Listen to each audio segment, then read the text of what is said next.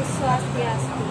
Selamat sore Ibu dosen, pengampu mata kuliah Manajemen Pemasaran Internasional, Ibu Dr. Nilo Putu Indiani, SE, MAGB.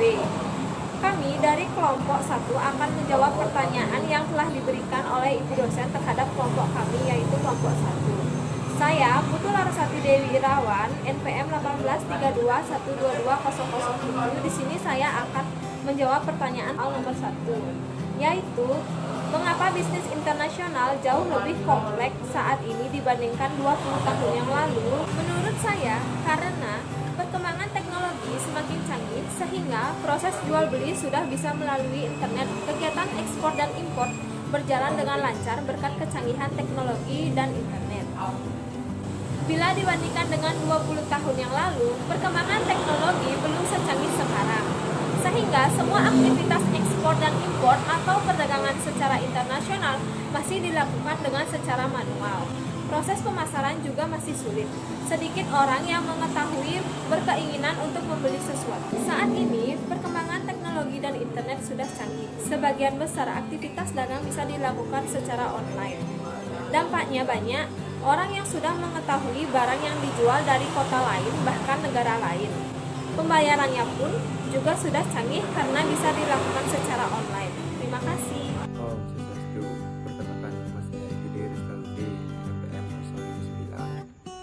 Saya dari kelompok 1 akan menjawab pertanyaan nomor 2. Menurut saya, perdagangan internasional secara akurat mencerminkan kompetisi global. Hal ini dikarenakan dalam proses perdagangan internasional melibatkan banyak negara dan tentunya hal ini menyebabkan adanya kompetisi global. Contohnya ekspor impor minyak bumi yang diperdagangkan secara internasional dan menyebabkan adanya kompetisi global. Secara tidak langsung, beberapa negara akan berkompetisi untuk menciptakan inovasi baru berupa alat-alat pengubah bahan baku minyak bumi tersebut menjadi berbahan bakar lainnya dengan kualitas yang lebih baik. Sekian jawaban dari saya. Terima kasih. Om Santi Om. Om Swastiastu.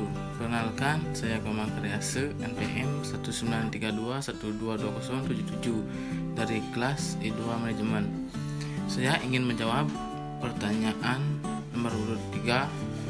Mengapa pola konsumsi serupa di seluruh negara industrialis meskipun ada perbedaan budaya? Menurut saya, pola konsumsi adalah susunan kebutuhan individu terhadap barang dan jasa yang akan dikonsumsi dalam jangka waktu tertentu. Setiap individu memiliki pola konsumsi yang berbeda-beda. Tentunya orang yang berpenghasilan lebih tinggi akan memiliki pola konsumsi yang berbeda dengan orang yang memiliki penghasilan yang lebih rendah. Salah satu aktivitas yang sangat identik dengan masyarakat urban lifestyle saat ini adalah kegiatan berkumpul dan melibatkan pembicaraan di dalamnya. Menurut Zukin, makna gaya hidup perkotaan yaitu pencarian modal kebudayaan, culture capital, yang mengembangkan tingkat konsumsi ruang-ruang yang dianggap trendy atau baru, misalnya seperti restoran dan coffee shop atau bar. Pola konsumsi serupa di seluruh negara industrialis padahal memiliki kebudayaan yang berbeda disebabkan karena generasi milenial hidup di era yang memiliki mobilitas tinggi dan terkoneksi dengan internet, sehingga berdampak pada lifestyle mereka. Riset yang dilakukan Profetik menunjukkan mayoritas generasi milenial memprioritaskan lifestyle berbelanja selain kebutuhan lainnya.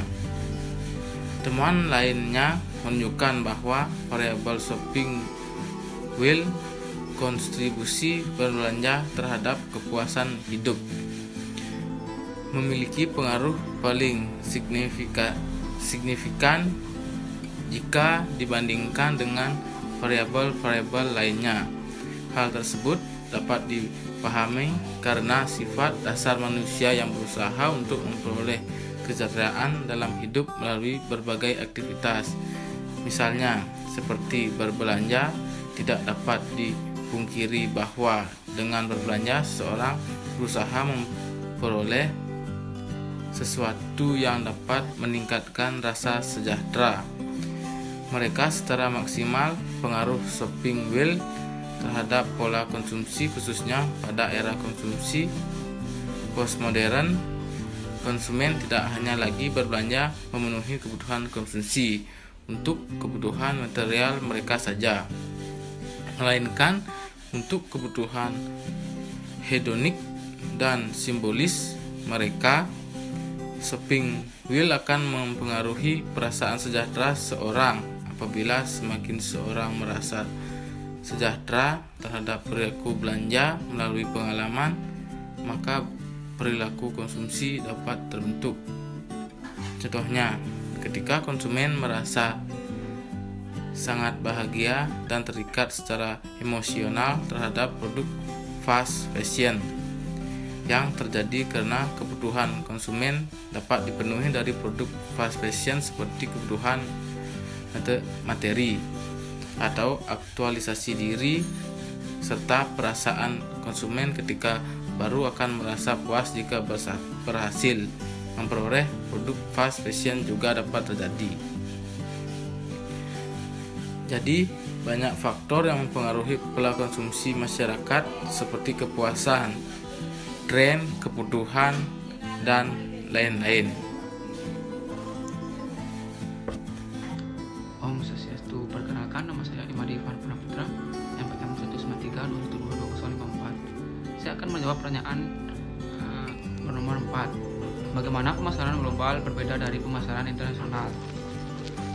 Pemasaran atau marketing adalah proses sosial dan manajerial di mana individu dan kelompok mendapatkan kebutuhan dan keinginan dengan menciptakan, menawarkan, dan bertukar produk dan jasa yang bernilai satu sama lain. Pemasaran global adalah proses untuk mengutamakan sumber daya manusia, aset fisik, uang, dan tujuan dari suatu perusahaan demi memperoleh potensi dan demi mengambil tindakan atas adanya ancaman pasar global.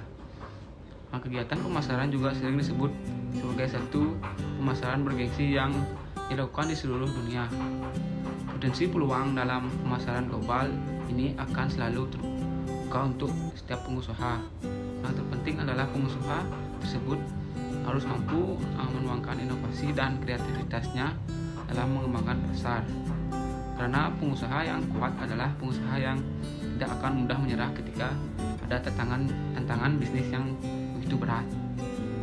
Pemasaran internasional merupakan penerapan konsep, prinsip, aktivitas, dan proses manajemen pemasaran dalam rangka penyaluran ide, barang atau jasa perusahaan kepada konsumen di berbagai negara.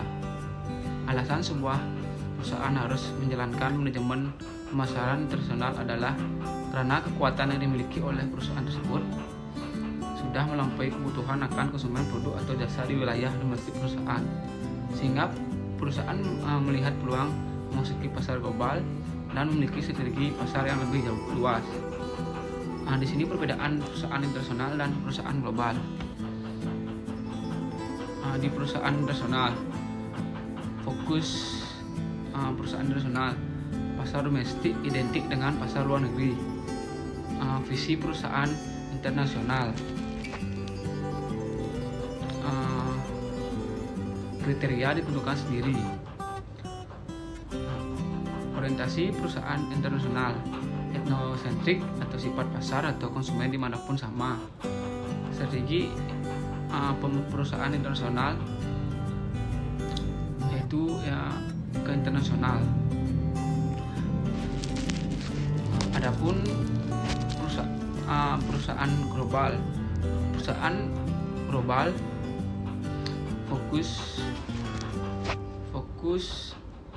realistis, ada perbedaan dan persamaan dalam pasar dunia. Visi perusahaan global melihat dunia sebagai susunan yang kompleks. Orientasi perusahaan global atau geocentrik konsumen untuk setiap negara yang ada, kesamaannya dan perbedaannya. Jadi strateginya standarisasi tapi juga penyesuaian. Strategi perusahaan global itu global. Baik, sekian dari saya. Mohon maaf atas salah kata. Saya akhiri dengan Promo Santi Setio. Saya Ketua Nadi Senjaya MPM 19321220053. Saya dari kelompok 1 akan menjawab pertanyaan nomor 5. Menurut Anda, apakah perusahaan harus memasarkan produk yang sama dengan cara yang sama di seluruh dunia atau tidak? Menurut pendapat saya, berdasarkan beberapa contoh yang ada, pemasaran produk tidak harus memiliki kesamaan dengan produk sebelumnya.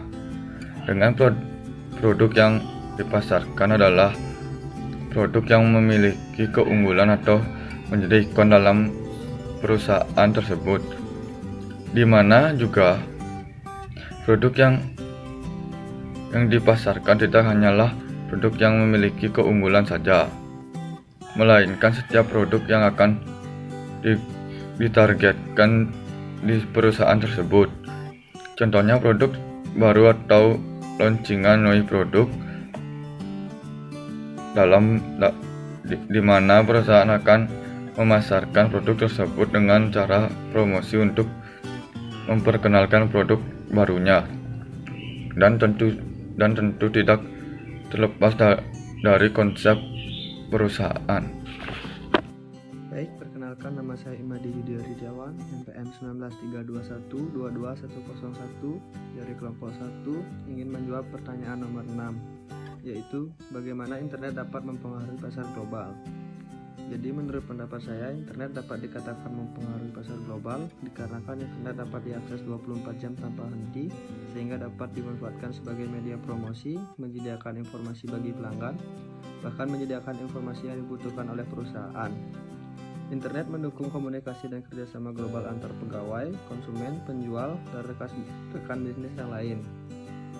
Internet memungkinkan orang dari organisasi atau lokasi yang berbeda bekerja sama sebagai satu tim virtual untuk mengembangkan, memproduksi, memasarkan, dan memelihara produk atau pelayanan. Akibat internet juga, pemasaran terhadap perusahaan, produk, dan pelayanan menjadi proses yang interaktif saat ini.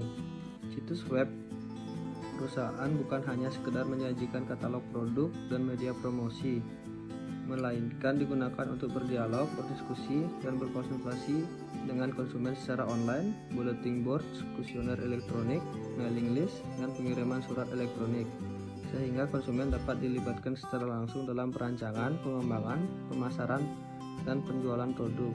Jadi maka dari itu internet dapat dikatakan sangat mempengaruhi pasar global.